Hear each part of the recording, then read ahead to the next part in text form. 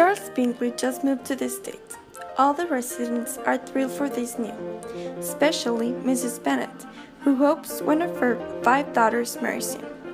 The Bennet daughters were invited to a local ball, where they supposed to meet him.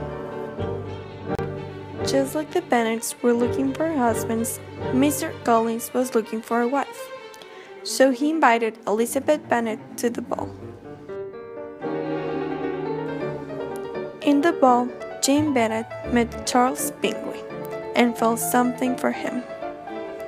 Such was Mr. Collins for Elizabeth, but Jane didn't feel the same way. At the ball, Charles was with his friend Fitzwilliam Darcy, a land-owning aristocrat who is too proud to speak to any of the locals. Charles Bingley and Jane soon got in a serious relationship, but it's supposed by Bingley sisters. Meanwhile, Darcy feels attracted to Elizabeth, despite the objections to her family. As Darcy grows more interested in Elizabeth, she continues to despise him.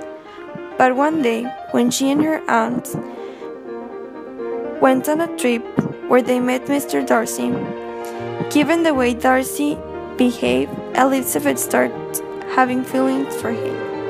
While Elizabeth visits her friend Charlotte, who ends up marrying Mr. Collins, she meets Lady Catherine, Mr. Darcy's aunt.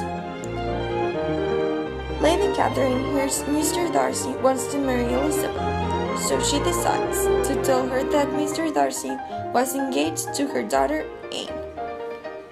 So one day, Darcy surprised Elizabeth by proposing to her, but Elizabeth, who believed Mr. Darcy was responsible for Charles and Jane's separation, she didn't accept, causing Mr. Darcy to write a letter showing her how he really felt, making Elizabeth realize she was in love with him.